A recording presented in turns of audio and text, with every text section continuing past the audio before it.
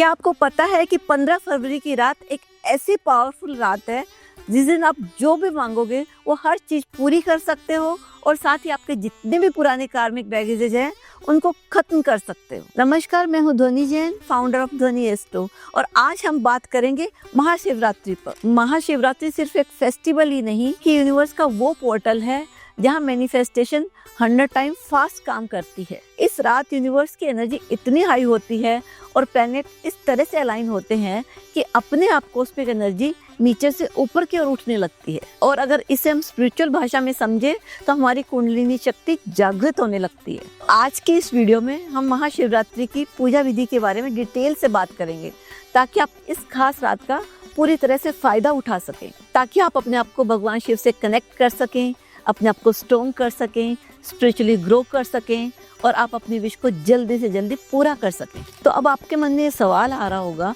कि हम इस पूरी रात में क्या करें, कैसे पूजा साधना करें।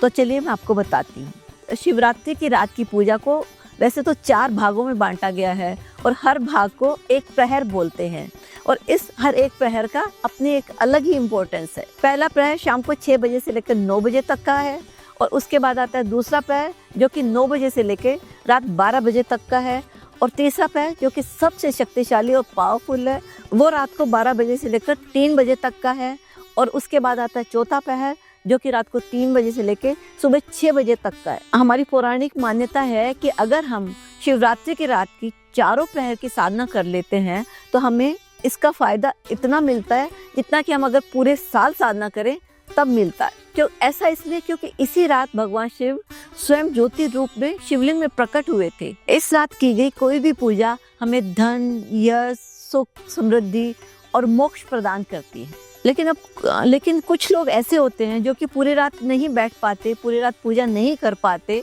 तो उनके लिए एक स्पेशल टाइम है पूरी रात के अंदर 1 घंटे का, जिसे कि कहा जाता है निश्चित काल। इस बार निश्चित काल पड़ रहा है रात को 12:15 से लेकर 1:06 तक, क्योंकि ये वो स्पेसिफिक टाइम है जिस टाइम पे भगवान शिव पृथ्वी पर प्रकट हुए थे। इसलिए इस 1 घंटे के दौरान जो भी पूजा की जाती है उसका आपको 100 गुना फल मिलता है। जैसे कि मानो आपने 1 माला फेरी तो आपको 100 माला का फल मिलेगा। तो अब हम बात करेंगे कि हमें पूजा से पहले तैयारियां क्या क्या करनी है और हर प्रहर की पूजा हम कैसे करेंगे। इस पूरी रात की पूजा के लिए हमें जो जो सामग्री चाहिए वो है जैसे दूध, दही, घी, शक्कर, शहद, गंगाजल, बेलपत्र, और आपको जो भी चीज़ें चढ़ानी है वो सब आपको तैयार कर लेनी है।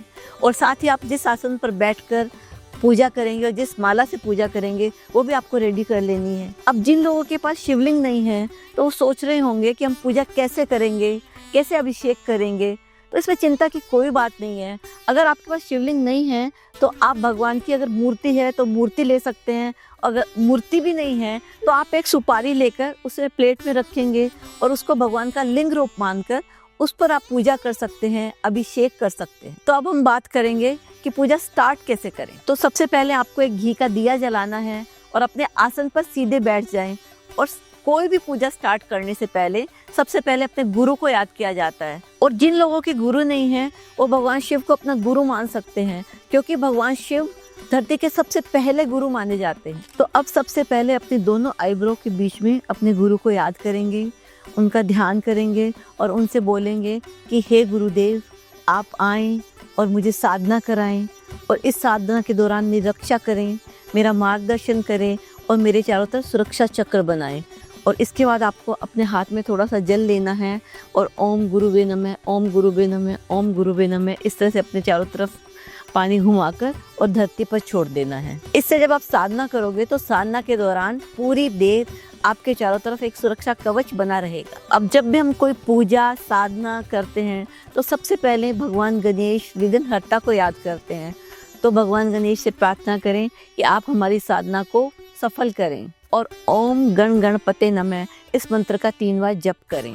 अब नंबर आता है संकल्प का, क्योंकि देखो कोई भी साधना तब तक फलीभूत नहीं होती, तब तक उसका फल नहीं मिलता जब तक आप साधना शुरू करने से पहले संकल्प नहीं लेते। अब मैं आपको बताती हूँ कि संकल्प लेना कैसे है। तो सबसे पहले आप अपने हाथ में थोड़ा सा जल लेंगे, चावल रखेंगे और थोड़े से फूल रखेंगे और भगवान विष्णु से प्रार्थना करेंगे कि हे श्री हरि, मैं जो ये पूजा करने जा रही हूँ पूरा 4 पहर की या जो भी आपको पूजा जितनी देर करनी है, जितने मंत्र बोलने हैं वो बोलेंगे और फिर जो आपकी विश है उसको बोलेंगे कि विश जो भी हो, जैसे कि एग्ज़ाम क्लियर करना है, रिश्तों में आपको अच्छा चाहिए या कोई आपको जॉब चाहिए, नौकरी चाहिए, जो भी विश है वो आप बोलेंगे और फिर बोलेंगे कि हे भगवान आप मेरी इस विश को पूरा करें और फिर उसके बाद उस जल को भगवान की मूर्ति के आगे अर्पित करना है। अब हम बात करेंगे कि चारों पहर की पूजा करनी कैसे है। हर एक पहर पर हम पूरी डिटेल से बात करेंगे और जो चारों पहर की पूजा नहीं करना चाहते उनको निश्चित काल में कैसे पूजा करनी है इस पर भी बात करेंगे। अब हम बात करते हैं पहले प्रहर की। तो पहला प्रहर स्टार्ट होता है शाम को 6 बजे से लेकर रात को 9 बजे तक और इसे स्वास्थ्य और दीर्घायु का प्रहर भी कहते हैं। इस प्रहर में शिवलिंग का अभिषेक दूध और गंगा जल से करते हैं और उसके ऊपर बेलपत्र भी चढ़ाते हैं क्योंकि बेलपत्र भगवान शिव को बहुत प्रिय हैं।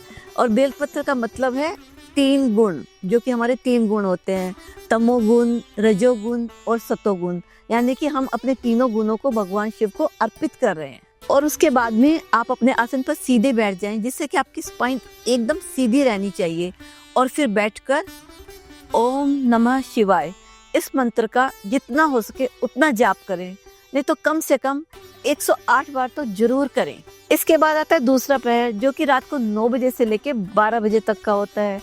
इस प्रहर को सुख, समृद्धि और ऐश्वर्य का प्रहर भी कहते हैं। दूसरे प्रहर में शिवलिंग का अभिषेक हमें दही से करना चाहिए और साथ में हमें उस पर कमल गट्टे अर्पित करने चाहिए क्योंकि देखो जो दही है वो शुक्र का प्रतीक है और कमल गट्टे हैं वो लक्ष्मी जी का प्रतीक है। तो ये करने से आपकी लाइफ के अंदर लग्जरी एंड मनी अट्रैक्ट होती है। और अभिषेक करने के बाद में आप थोड़ी देर बैठकर ओम ह्रीम ह्रौम नमः शिवाय इस मंत्र का जप करें और अगर ये मंत्र नहीं बोल सकते तो सिंपली ओम नमः शिवाय इस मंत्र का जप कर सकते हैं। अब नंबर आता है तीसरे प्रहर का जो कि सभी प्रहर में सबसे खास और पावरफुल माना जाता है क्योंकि इसी प्रहर के अंदर निश्चित काल आता है, इसलिए इस प्रहर को ज्ञान और सिद्धि प्राप्ति का प्रहर भी कहते हैं। ये प्रहर रात को 12 बजे से लेकर 3 बजे तक है और इस प्रहर के अंदर हमें अभिषेक घी से करना चाहिए। ऐसा माना जाता है कि अगर हम घी से अभिषेक करते हैं तो हमारी सारी मनोकामनाएं पूर्ण होती हैं। देखो इसी प्रहर के अंदर निश्चित काल भी आता है जो कि इस बार 12:16 से लेकर 1:06 तक का है। देखो जो लोग चारों प्रहर की पूजा नहीं कर सकते वो इस निश्चित काल में पूजा करके चारों प्रहर की पूजा का फल पा सकते हैं। तो इस प्रहर के अंदर हम शिवलिंग का अभिषेक पंचामृत से करेंगे। पंचामृत कैसे बनाते हैं? उसके अंदर आप दूध, दही, घी, शक्कर और शहद ये चारों चीज़ों को मिलाकर इक्वल मात्रा में आपको मिलाना है और फिर उससे आपका पंचामृत तैयार हो जाएगा और उससे आप भगवान का अभिषेक करेंगे और फिर एकदम सीधे बैठकर ओम ह्रौम झुम सह इस मंत्र का जप करेंगे और फिर आपकी कोई भी विश, चाहे वो करियर से रिलेटेड है, पैसा, रिलेशन, वो आप भगवान के सामने बोलेंगे। अब आता है चौथा यानी कि आखिरी प्रहर जो कि रात को 3 बजे से लेकर सुबह 6 बजे तक का है। इस प्रहर को नॉलेज, विजडम और मोक्ष का प्रहर भी माना जाता है और इस प्रहर के अंदर हम अभिषेक शहद से करते हैं और ऐसा माना जाता है कि शहद से अभिषेक करने से हमें भगवान शिव और माँ पार्वती की विशेष कृपा प्राप्त होती है जिससे हमारी स्पिरिचुअल ग्रोथ होती है। अब चारों प्रहर की जब पूजा खत्म हो जाती है तो उसके बाद समय आता है क्षमा याचना का। अब आप भगवान शिव से प्रार्थना करेंगे कि हे भगवान, इस पूजा के दौरान मुझसे कोई गलतियां हुई हो, कोई त्रुटि हुई हो तो मुझे माफ़ करें और मुझे आशीर्वाद दें कि सदैव मैं आपसे इसी तरह जुड़ा रहूं और आपकी कृपा को पा सकूं और स्पिरिचुअली ग्रो कर सकूं। भोग और मोक्ष का मुझे आशीर्वाद प्रदान करें। और फिर लास्ट के अंदर आप अपने गुरु को धन्यवाद करें कि आप ही के आशीर्वाद से और आप ही के मार्गदर्शन से मैं इस पूजा को अच्छी तरह से संपन्न कर पाई हूँ। कि आपका बहुत बहुत धन्यवाद और आपसे प्रार्थना करती हूँ कि सदैव आप मेरा इसी तरह से मार्गदर्शन करते रहें। मैं आशा करती हूँ कि आप समझ गए होंगे कि इस शिवरात्रि आपको कैसे पूजा करनी है। और एक बार फिर से आप सभी को महाशिवरात्रि की ढेर सारी शुभकामनाएं। हर हर महादेव।